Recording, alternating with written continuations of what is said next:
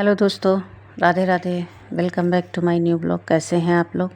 I hope बहुत अच्छे होंगे और आपकी पढ़ाई बहुत अच्छी चल रही होगी।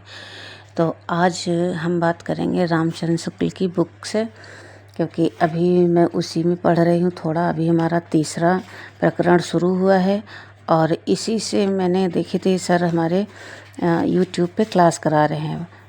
प्रकरण 3 में वीरगाथा काल शुरू हो जाता है और इसमें मतलब बीसल देव से शुरुआत होती है। ये सारी बीसल देव से शुरुआत, पृथ्वीराज, ये कहानी मतलब इसमें बताई गई है। तो अभी हमने चंद्रवरदाई तक पढ़ डाला है। उसी के देखा था कि उसी से रिलेटेड मतलब रिलेटेड क्या वही चीज़ पढ़ा रहे थे सर कि पूरी क्लास उसी में वो पूरा लगभग चैप्टर समाप्त हो गया, प्रकरण वही।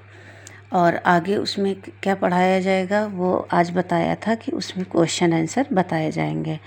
तो मेरा तो क्वेश्चन आंसर अभी तैयार नहीं हो पाया था क्योंकि कल कुछ दिक्कत हो गई तो हम पढ़ नहीं पाए। तो अभी क्लास भी हमने नहीं ली है। और वीरगाथा काल में लास्ट में श्रीधर की ये थी, जगनिक हैं, श्रीधर हैं, भट्टकेदार हैं, ये सब लोग थे। और फिर उसके बाद खुसरो की कहानी शुरू हो गई थी।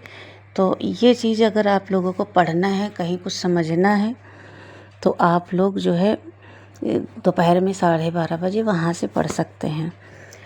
तो उसमें आप लोगों को बहुत फ़ायदा रहेगा कि इसमें से कभी कभार ये होता है कि संवत पूछ लेते हैं, कौन से कवि हैं, पृथ्वीराज रासो की जो हिंदी का प्रथम महाकाव्य कहाँ से पूछा है, दिल्ली की कहानी, मतलब ये सारी चीज़ें जो होती हैं उसी से रिलेटेड बताई जाती हैं कि जो उसमें हम लोग पढ़ते हैं उसको मतलब वो शॉर्ट फॉर्म में पढ़ा देते हैं तो वो जल्दी समझ में आता है। बाकी बुक में पढ़ोगे तो आप लोग एक प्रकरण को 2 दिन में पढ़ पाओगे। जिसके पास ज़्यादा समय नहीं, ज़्यादा है समय तो वो अपना एक ही दिन में पढ़ लेगा, लेकिन जिसके पास कम समय है तो उसको लगभग 2 दिन लग जाएंगे, क्योंकि एक बार पढ़ने से वो समझ में नहीं आता है। तो उसको धीरे धीरे पढ़ेंगे, समझेंगे, तब जाके आएगा। पहली बार में तो वैसे भी समझ में नहीं आता तो उसमें क्या है क्या नहीं है, तो उसको तो रफली पढ़ना है। फिर उसके बाद जब आप दोबारा पढ़ोगे तब जाके, वो भी उन लोगों के लिए हम बता रहे हैं जो नए हैं। अभी जो पुराने हैं उन लोगों के लिए तो कोई नई कहानी नहीं, लेकिन फिर भी वो पढ़ते हैं क्योंकि उनको पता होता है ना कि उसमें कहाँ से क्या आएगा।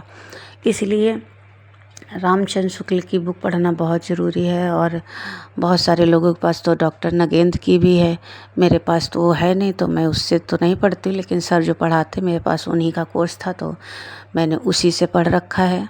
जो नगेंद्र की बुक है और एक शायद राम स्वरूप चतुर्वेदी की शायद है बुक, उससे भी पढ़ाते हैं। मतलब वो एक बुक से नहीं पढ़ाते हैं, वो कई सारी बुकों से पढ़ा देते। तो मेरा कोर्स उनसे मतलब है अभी जुड़ा हुआ, हमारा था तो हमारी तो उसी से चल रही है।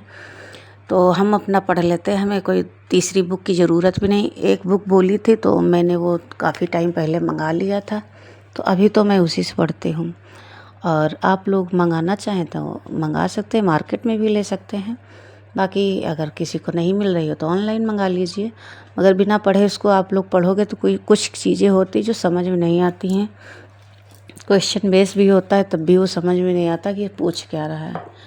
और साथ में सरस्वती पांडे और गोविंद पांडे की बुक जो होती है और उसमें भी पढ़ते रहिएगा, क्योंकि उसमें भाषा की शुरुआत होती है। शुरुआत में भाषा का ही दे रखा, उसके बाद 1 लाइनर क्वेश्चन रहते हैं। बाकी संस्मरण है, जीवनी है, आत्मकथा, कहानी, नाटक वगैरह सब कुछ उसी में दिया हुआ है। शॉर्ट फॉर्म भी है और 1 लाइनर भी क्वेश्चन है और बहुत अच्छा मतलब उसमें जो दिया हुआ है, एक तरह से देखा जाए अगर आप उसको कायदे से पढ़ लेंगे तो सब चीज़ का निचोड़ वही बता देंगे। सर हमारे तो यही बोलते हैं कि ये बुक पढ़ने से यही एक फ़ायदा रहता है। लेकिन अभी तक तो ये आया नहीं कि एक चीज़ पढ़ने से ये आ जाएगा कि एक बुक पढ़ने से हो जाता है, क्योंकि कोई भी क्वेश्चन एक बुक से नहीं बनता है। और कभी कभी सन जो होते हैं एक बुक में दूसरा, दूसरी बुक में दूसरा दिया होता, तो कुछ चीज़ों को जब तक कंप्लीट पता नहीं होता ना तो उसमें भी गलतियाँ हो जाती हैं। तो आप लोगों को शायद मेरी बात समझ में आ रही होगी कि मैं क्या कहना चाह रही हूँ। तो आप लोग और इसके साथ साथ हाँ, आप लोग प्रैक्टिस ज़रूर करते रहिए, क्योंकि जब आप लोग रिवीजन कर लेंगे तो उसकी प्रैक्टिस शुरू कर देंगे। और PYQ धीरे धीरे अभी से पढ़ना शुरू कर दीजिए। अगर PYQ करना शुरू कर देंगे तब वो जाके दिमाग में बैठती बातें। और अभी तो 2 साल अभी पीजीटी और टीजीटी के जो पेपर हुए हैं अब तो उसको भी साथ में पढ़ना है, तो लो उसके भी देख लेना अगर आपको मिल जाए पीवाईक्यू। बाकी अभी पुराने ही करने हैं और लगभग आप लोग शुरुआत कर सकते हैं 2010 से, हमारा मानना है। इससे पीछे जाते नहीं क्योंकि इससे ज़्यादा कुछ होगा भी नहीं।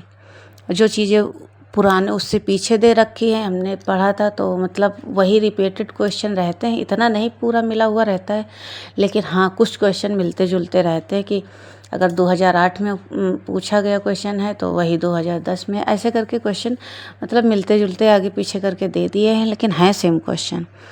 तो आप लोग अगर पीवाईक्यू पढ़ना शुरू कर देंगे तो आप लोगों को खुद ही समझ में आ जाएगा। तो आप लोग देख लीजिए कैसे आपको पढ़ना है, कैसे रूटीन बनाना है पढ़ने के लिए। जिसके पास ज़्यादा समय है तो पढ़ेगा ही पढ़ेगा, जिसके पास कम समय है अपने टाइम के हिसाब से मैनेज कर लीजिए कि नहीं आपको सुबह पढ़ना है कि शाम को पढ़ना है, क्योंकि पढ़ना तो है ही है किसी भी टाइम, और पढ़ाई से तो पीछे हटना नहीं है।